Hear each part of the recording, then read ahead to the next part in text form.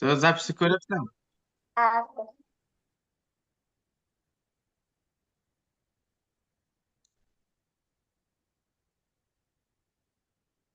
Ketdi.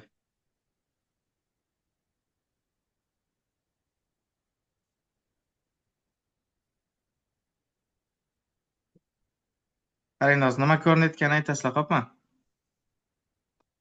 hop.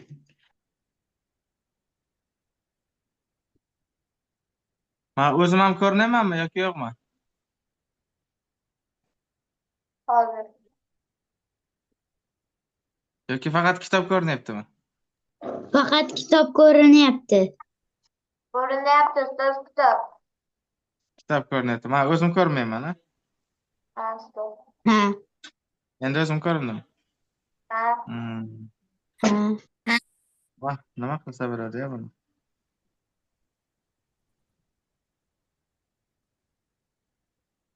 Ha, mayli.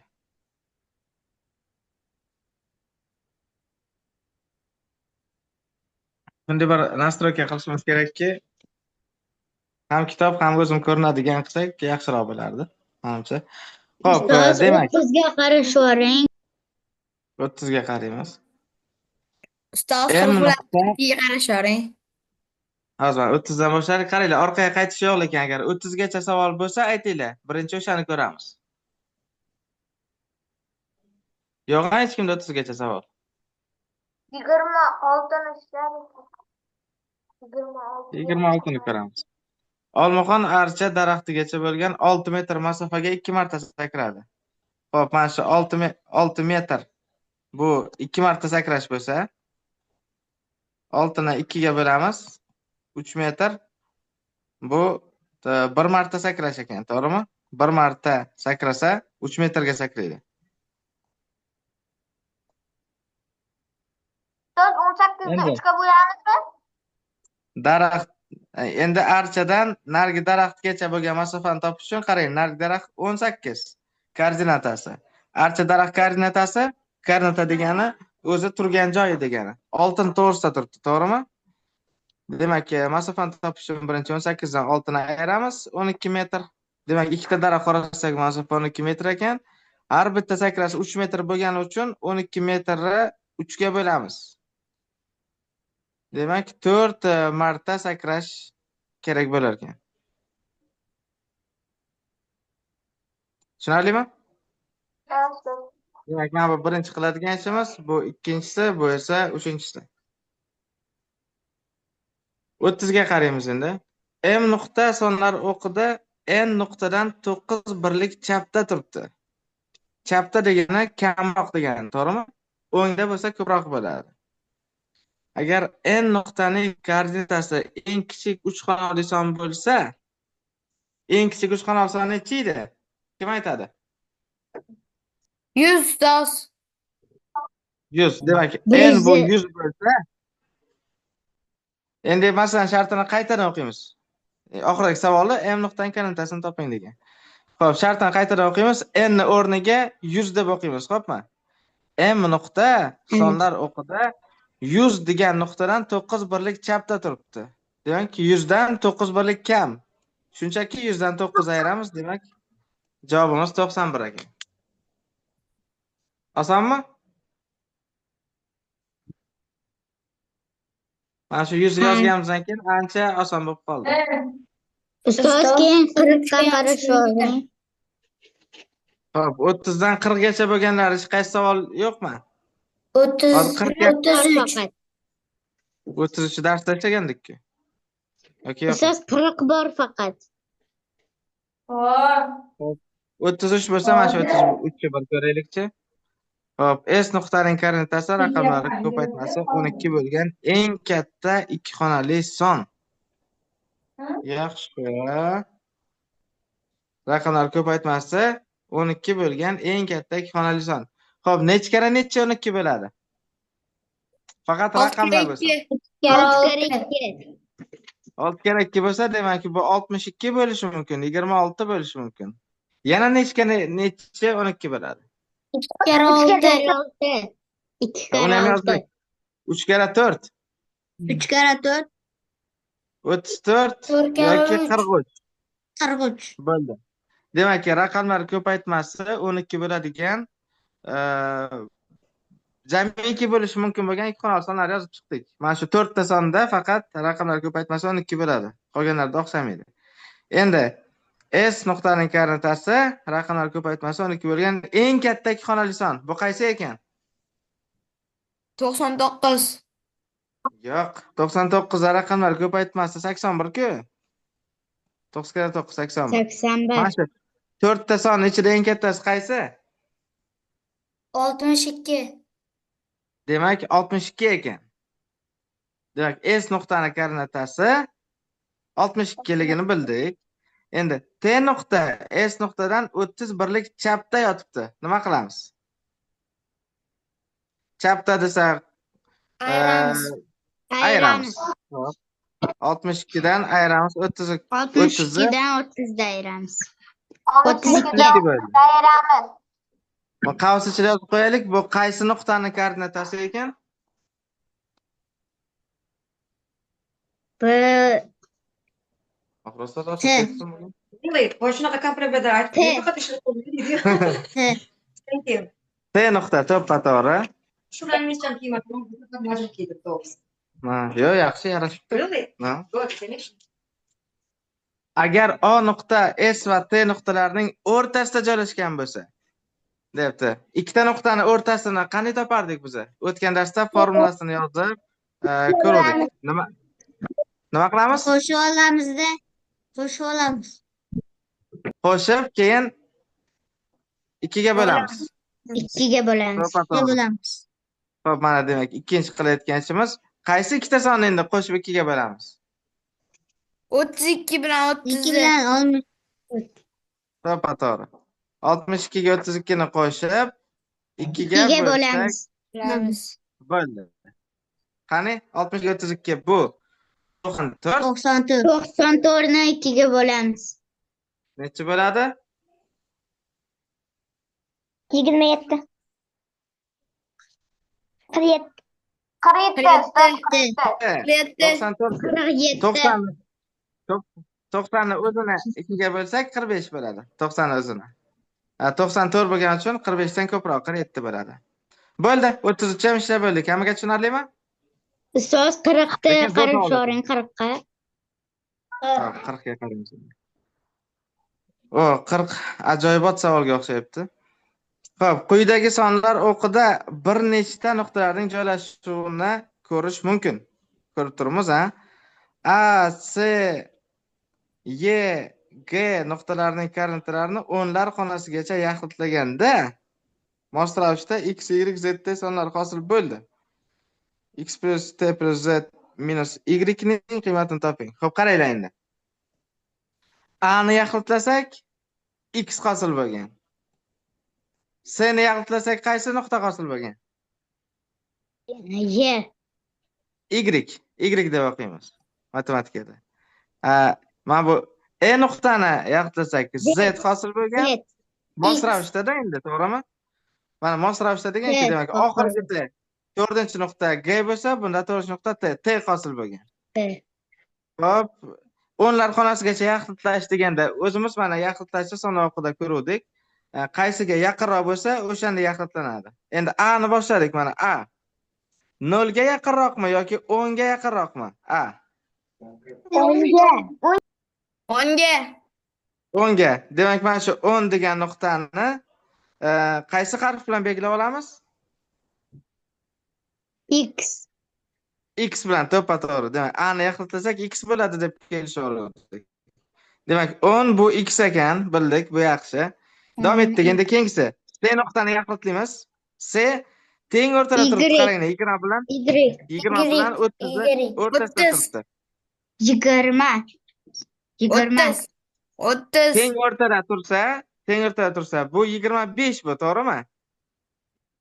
20 bilan 30 teng o'rtasi 25 ku. 25 ni yaxlitlasak necha bo'ladi? 20 bo'ladimi, 30 bo'ladimi? 30. 30 bo'ladi. Chunki 5 o'zi ham 5 o'zi ham 30 yuqoriga qarab yaxlitlaymiz. Demak, Ustoz ovozingiz qotib kelyapti. degan nuqtani mana ovozingiz qotib Y kelyapti. olamiz to'g'ri. Wi-Fi'dan uzoqroqdaman. Balki shungadir. Hop, davom etamiz. Endi E nuqtaga keldik. E nuqta joylashgan joyini qaranglar. U qaysi sonlar orasida joylashgan? E nuqta. 60. 60. 60 bilan 70. Yaxlitlasak qaysiga boradi? 60 ga yaqinmi, 70 ga? 60ga. Demak, 60 ga. 60 ni o'zini bo'yimizda 60 o'zini qaysi harf bilan belgilay olamiz? E. Ya, o'zi E edi. E ni endi 60 ga yaqinlagan keyin Z. to'g'ri. To'g'ri. Z. Demak, mos ravishda dedik, qaranglar. E bu 3-nuqta mana. A, C, Y, G deganda. X, Y, Z, T degani Z ham 3-nuqta. Demak, 3-siga 3-si mos keladi. Mana bu Z demak 60 ekan. Va nihoyat qaysi nuqtaga keldik? T'ga. T. G. Mana G nuqtaga keldik. Uni yaxlitlasak keyin T bo'ladi. 90ga yaqin. 90 ga 90ga yaqin. 90 ga 90 ga yaqin yaqin. albatta. 90. 90 ni qo'yadik, uni T deb olamiz. Mana. T'ni ham Ustoz bildik. 10 qo'shuv 90 qo'shuv 60 ayru 30. To'ppa-to'g'ri. Demak, X qo'shilgan T qo'shilgan Z minus Y mana shartida bergan savol. Mana shunga javob berishimiz kerak. Shuni ichiga teng deyapti. Endi X o'rniga X necha edi? Qani X 10 edi. 10 qo'shuv. T necha? T 90. Qo'shilgan 90 qo'shuv Z-chi? Qo'shilgan 60. 60 ayrilgan ayru 30. 30. Y. Mana bu Y mana. 130 Ayru. ustoz. 130. 10 ga 90 qo'shsak 100, 130. 130. To'ppa-to'g'ri. Qiyin ekanmi, oson ekanmi? Oson ekan. Oson ekan. Desa bo'ladi. Davom etamiz. Keyingi savol necha edi? 42 ustoz. 42. Aytib o'tish kerak, chatda yuqori aktiv bildirayotgan o'quvchilari baribir hali yangi mavsum boshlamagan bo'lsa ham mana Humoyun Hakkimov, Ilhomiddinov Sardorbek, Sangina, Bebiniso, Nodira juda ham zo'r aktivlik ko'rsatyapti. Qolganlar jimjit. 40 dan keyingi savol demak 42 ekan. 42 yulduzchalik. Shu oxirgi savol. Endi tanqidiy fikrlashni ko'rgan edik, adashmasam, yo ko'rmadikmi? Yo'q hali. Yo'q ustoz. Uyda ishladingizlarmi yoki ko'ramizmi hozir? Ko'raylik hozir. Ko'raylik ustoz. Mayli, hozir ko'ramiz bo'lmasa. 42 ni ishlaylikchi. 42 ajoyib savol. Xo'p, NODR nuqtalar qandaydir tartibda bir to'g'ri chiziqda joylashgan. Bunda NO15, OD8, DR4, NR3 bu nuqta orasida eng chetda joylashgan nuqtalarni toping. Xo'p, bolajonlar. Bu olimpiada misoli, yulduzchalik masalalar olimpiadachilar uchun mo'ljallangan savol. Ustoz, men chatga yozdim, to'g'rimi? Qani? Yo'q. O nuqta eng chetda joylashgan to'g'ri, lekin N eng chetda emas. N bo'lmaydi. Yo'q, bilmadim. Ko'ramiz hozir. Balki to'g'ridir. To'g'ri bo'lishi ham mumkin. Men o'zim ham bilmayman. Og'zaki ishlaydigan masala emas, buni yozib, tahlil qilish kerak, ancha o'ylash kerak. Endi diqqat bilan kuzatamiz, bolalar. Tushunmagan paytlaringiz sirazi so'ranglar. Uyalish bo'lmasa, mikrofonni yoqamizda so'raymiz. Ustoz, mana shu yerda nima bo'ldi hozir deb aytinglar. Xo'pmi? Chunki qayerdadir tushunmay qolsangizlar, undan keyin hech narsani tushunmaysizlar. Kelishib oldikmi? Men ovozlaringizni eshitmayman. Ha ustoz. Yaxshi. Ha, ustoz. Endi boshladik. Demak, sonlar o'qini chizamiz. Shuni bir Chiroyliroq chizish yo'li bormi? Bu uchburchak bo'lib ketdi-ku. Bo'laveradi. Mana shu sonlar o'qib bo'la qolsin. Hozir kirdim. Va alaykum assalom. Yaxshi. Xo'p, qaranglar. Masalan, NO 15 degan a?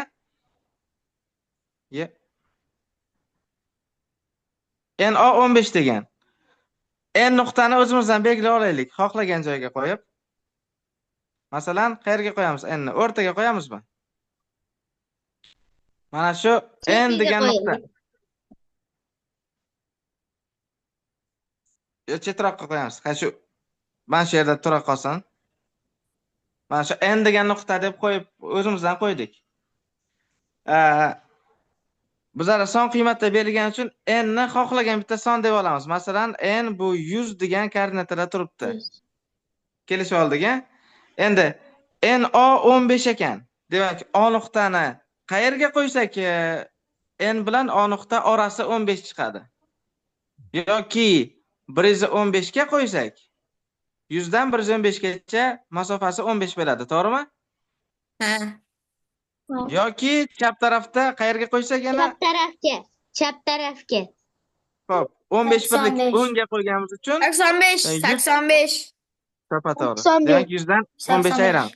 85. Demak 100 ga 15 ni qo'shdik, 115 yoki 100 dan 15 ayirdik, 85. Endi O u yoqda ham, bu yoqda ham bo'lishi mumkin. Shuning uchun O1, O2 deymiz. Xo'pmi? Endi davom etdik. Hozircha bilamiz O yoki chapda yoki o'ngda. Endi keyingisiga o'tdik. OD 8 ekan. Demak, O'dan D gacha bo'lgan masofa 8 ekan. Xo'p, birinchi O1 dan boshlaymiz. 115 dan 8 masofada agar o'ngda tursa, 123. 8 qo'shamiz 115 ga. 123. 123 bu birinchi holatida yana balki chapda bo'lishi mumkin 115 dan. 115 dan 8 ayringlarchi? 76. Yo'q, a? 107. 77. 107 to'pato'g'ri. 107. Mana shu yerga qo'yamiz. Mana D ni ikkinchi holati. 107. Hozircha tushunarli, ha? Ha. Lekin bu D nuqta O2 dan ham o'ngda chapda bo'lishi mumkin-da. Shuning uchun 85 dan ham o'ng tarafga, chap tarafga qo'shishimiz kerak. 8 birlikda. 85 ga 8 ni qo'shsak, 90 93. 91. 93. 93. Mana 93. Bu ham D bo'lishi mumkin. Hozir D1, D2 dedik, buni D3 deymiz endi. D ni 3-holati. Balki chap tarafida bo'lishi ham mumkin. 85 ga 85 dan 8 ayringlar. 77. 77. Bu 77, demak D ni 4-holati. Demak, D 4 xil joyda bo'lib qolishi mumkin ekan. OD 8ligini ham hisobga olib bo'ldik, to'g'rimi? Endi qaysiga o'tamiz? DR ga o'tamiz. DE. Endi R da nechta holat bo'ladi? Qani oldindan kim ayta oladi? 5 ta. 5 ta. 8 ta to'ppa-to'g'ri. Chunki har bitta D uchun o'ng taraf, chap taraf deb yozib chiqishimiz kerak, to'g'rimi? 4 ta D'imiz bor. Har birining yonida 2 ta R paydo bo'lsa, 8 ta R paydo bo'ladi. Xo'p, shuni mana bunday kattaroq qilib, kattalashtiramizda hozir sig'dirishimiz kerak-da. Mana buni ham ingichkaroq qilib yozamiz. Xo'pmi? Boshladik endi. D1 dan boshlaymiz. Demak, 4 birlik 123 dan 4 ta o'ngga, 4 ta chapga. 127. R1 127 agar 4 ta chapga bo'lsa 119. 110. 119. Yaxshi. D1 hal qildik. D2 dan 111. 103. 111. 111. mana bu R 3-chi holat. 111. Chap tarafda demak R 4-chi holat. 103. 103. Xo'p, yaxshi. D2 ni ham hal qildik. Endi D3 ga o'tamiz.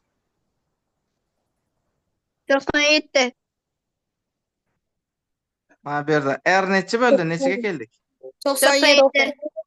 97. R nechi deb yozamiz? 97. Ertor. 5. R 5. 4dan bo'ldiki. Endi 93 dan 4 ayiramiz. 89. 89. 89. 89 bu R6. Nihoyat D4'da chap o'ng tarafiga yana R7 bilan R8 qo'ysak bo'ldi. 81 bilan 8 73. 81 bilan 73. 73. To'g'ri, 77 ga 4 ni qo'shsak 81, 77 dan 4 ayirdik 73. Bu R7 bilan R8 edi. Mana shuncha 8 ta R holati paydo bo'ldi.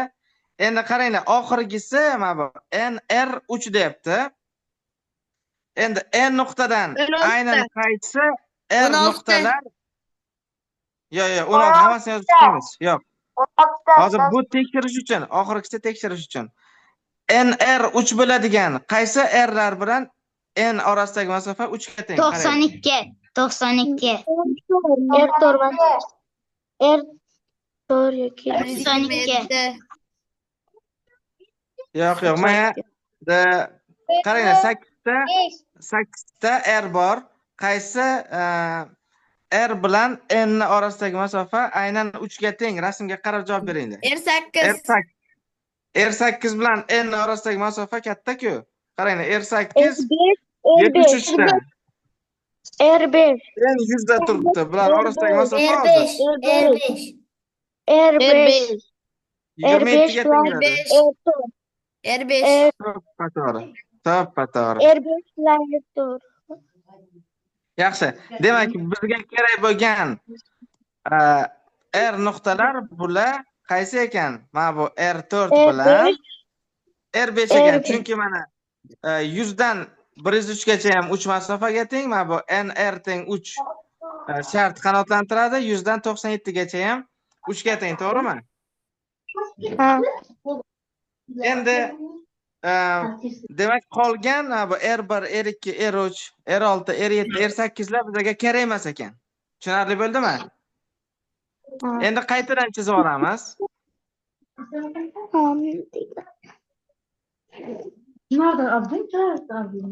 Qaytadan chizib olamiz, bolalar. Birinchi mana R4 bilan chizamiz. Xo'p, mana R4. R4 103 degan joyda turibdi. N bu 100 degan joyda turibdi. R4 qaysi D ga qarab R4 ni yozuvdik?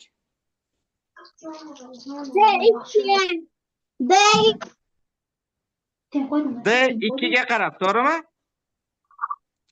Demak, mana D2. Xo'p, D2 ni qaysi O nuqtaga qarab chizuvdik? D2 ni. Qani kim javob beradi? O1. To'g'ri. O1 ga qarab D2 ni yozuvdik. Demak, O1 mana bu yerda. Xo'p, o'zi 4 ta nuqta bor-da. NODR. Demak, D2 hozir mana 107 da ekan, O1 115 da ekan. Yaxshi. Demak, R4 uchun chizib oldik. Endi R5 uchun ham yana bir marta chizib olsak bo'ldi. Biz to'laqonli masalani yechib bo'lgan bo'lamiz. Biz ishlab bo'ldik, bolalar. Eng qiyin joyda bo'ldik. Eshitaman. Savol yo'q hech kimda? Yo'q. Savol yo'q. Xo'p, endi R5. Xo'p, R5 mana bu yerda turibdi. 97 da. N 100 da turibdi. Xo'p, R5 qaysi D ga qarab R5 yozuvdik? D4 ga qarab. Yo, D3 ga qarab. D3 ga qarab yozuvdik. Demak, mana 93 da D3 turibdi. D3 qaysi O ga qarab yozuvdik? O2 ga qarab. O2 ga qarab. O2 85 da turadi, to'g'rimi? Mana demak, ikki xil joylashuv bor ekan. 1, 2, ikkalasi ham to'g'ri. Ikkalasi ham to'g'riligini qanday tekshiramiz? O'sha shartida berilgan NO teng 15, OD teng 8, hop, DR teng 4 va NR teng 3 berilgan shartlari qanoatlantirsa bo'ldi. Endi qaranglar, NO 15 ga tengmi? Ha. Mana N 100, O 115. 100 bilan 115 orasi 15 mi? 15 ha. Ha. Yaxshi, bu to'g'ri. Mana shuni ham boshqa ruchkada nima qilaylik? Demak, bu to'g'ri. OD 8 mi? OD. To'g'ri. Mana OD 107 bilan 115 o'rtasida. 115 dan 107 ni ayirsak, haqiqatan ham 8 chiqadi. Demak, bu ham to'g'ri. DR 4 mi? DR. Yo'q. Ha. Ha. DR mana 103 bilan 107. Bu ham to'g'ri. To'g'ri. Enra ham Bu ham to'g'ri. NR Ham 3. To'g'ri. Haqiqatan N bilan R mana 100 bilan 103 orasi 3 ga. To'ppa to'g'ri. Demak, mana birinchi holatimiz barchasi bajarildi. Ikkinchisi ham bajariladi deb o'ylaysizlarmi yoki xato bo'lishi mumkinmi? Nima deb o'ylaysizlar? Qani intuitsiyadan kelib chiqib aytinglarchi. Xato bo'lishi mumkin. Qani yozib chiqamiz hozir bitta-bitta.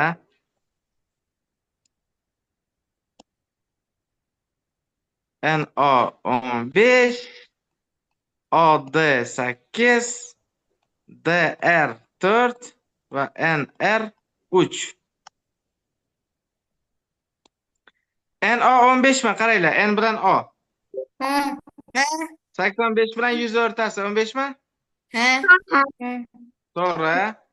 OD To'g'ri. 8. 85 bilan 93 orasi. To'g'ri. To'g'ri. Xo'p, DR To'g'ri chiqadi ustoz. 90 bilan to'g'ri. 93. To'g'ri. Hop, oxirgisi To'g'ri.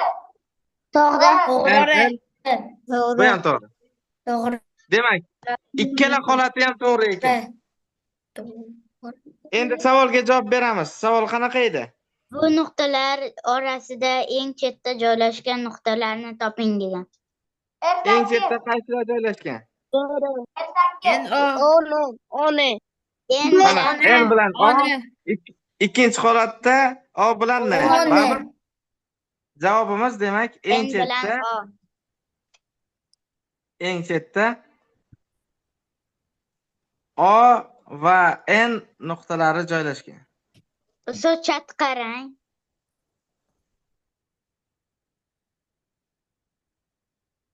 Mana shu olimpiada masalasi edi bolalar. Nima deb o'ylaysizlar? Olimpiadaga qatnashsa bo'ladimi? Mana shu masala ishlashga ko'zlaringiz yetadimi? Agar ko'proq misol ko'rsak, o'qitimiz oshsa, borgan sari, tajribamiz oshsa, mana shunaqa masalalarni chiroyli kirib ishlab chiqsak bo'ladi. Demak, chatga qaraymiz. Ko'pchilik N va O degan javoblarni beribdi. Bu Bebiniso. Hop, Sangina Xudoynazarova, Muhammad Ali, Ilhomiddinov Sardorbek, Humoyun Hakimov, Noila, Nodira va Shahboz Tursunboyev ekan. Xo'p, hammaga tushunarli bo'lgan bo'lsa, yangi mavzuni boshlaymiz. Lekin juda ham zo'r masala bo'ldi. Men buni bir portretga chiqarib, mehmonxonaga devorga osib qo'ysangiz ham bo'ladi. Mehmonlar kelib, qarab yarim soat qarab qotib qolishi mumkin devorga. Juda ham chiroyli masala bo'ldi. Ketdik, yangi mavzuga o'tamiz.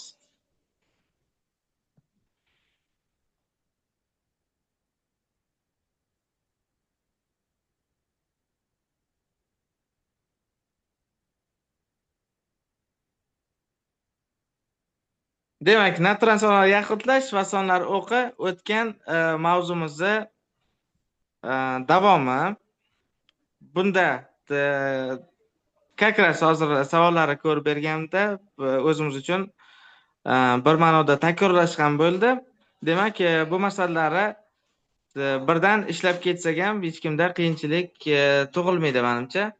Shuning uchun masalalarni ishlashni boshlaymiz. Traditsiya bo'yicha birinchisini kimdir o'qib beradi. Men o'zim biri tanladim. Undan keyin har bir o'quvchi keyingi o'quvchiga qaysi misolda ishlashni aytadi. Faqat toq raqamli masalalarni ishlaymiz. Demak, birinchisini ishlaydi Shahboz Tursunboyev.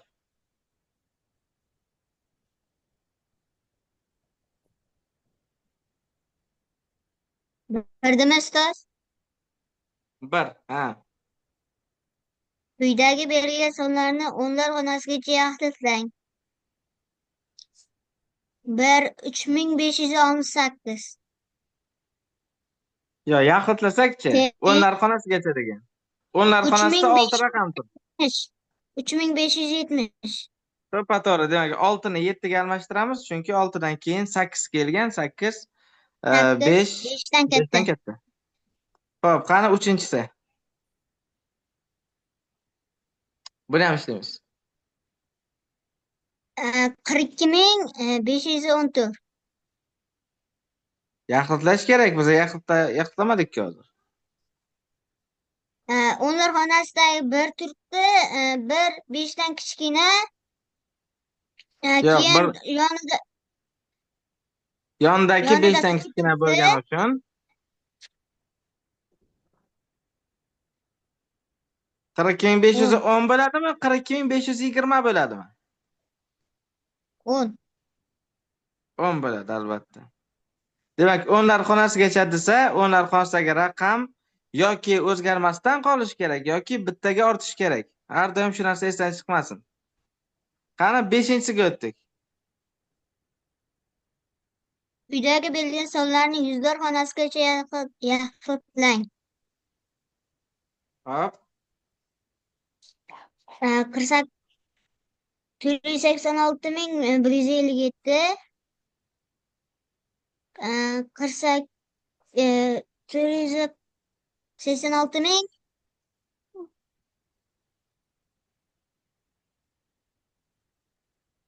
Yigirma to'rt. Nimaga? Xo'p, yuzlar xonasida bir turibdimi? 160. Xo'p, o'sha bir o'zgarmasdan qoladimi yoki bitta ortadimi? O'zgarmasdan qoladi. Nimaga? Birdan keyin 5 turibdi-ku. 5 turgani uchun o'sha birni biz 2 deymiz. Bitta ortadi. 2 deymiz. Qolgan raqamlar o'rniga 0 nollar deb yozamiz. yozamiz. 7-sida men yordam bermayman, qani o'zing. Bir tahlil qilib, chiroyli qilib tushuntirib javobini ayt. Yuzlar xonasigacha yaxlash kerak. Sonni o'qichi? 47895. Xo'p, endi yuzlar xonasigacha yaxlash kerak. Qaysi raqam turibdi yuzlar xonasida? 8. Endi nima qilamiz? 47900. Nima uchunligini ham tushuntirib berchi? Chunki yuzlar xonasida 8 turibdi. 8 5 dan kichkina. Shuning uchun kattaligi uchun 8 Bundan 5 dan keyingi raqamga qaraymiz. 9 dan 5 dan katta 9. Shuning uchun uni 90 deb olamiz. Orqadagi sonlari 0 deb olamiz. To'g'ri. Demak, javobi 47900 bo'lar ekan. Yaxshi. Keyingi savollar kim o'qiydi? Meranshoh. Berdaman ustoz. Meranshoh, tayyormisan? Ha. Demak, Shahboz, sen aytishing kerak. Meranshoh nechinchini o'qiydi? 35. 35.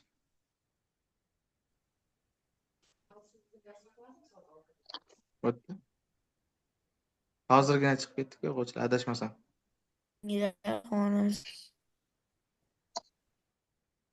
V natural sonning minglar xonasigacha yaxlitlansa, u 254 birlik o'rtadi. V'ni oxirgi 3 ta raqamini yig'indisini toping. Hozir biza Nima qilamiz? minglar xonasigacha hisoblash kerak bo'lgani uchun 1000dan 254 dan ayiramiz. Javob 174 bo'ladi. 1146 bo'ladi. Keyin ana shu 3 ta raqamni qo'shamiz. 7 plus 4 plus 6 tenglik 17 bo'ladi. To'ppa-to'g'ri. Demakki, oxirgi 3 ta raqami bu 7, 4, 6 bo'lgan va ular yig'indisi 17 bo'ladi.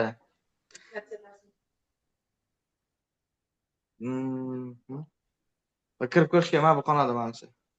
Bir qarang-chi. Keyingisini kim o'qiydi?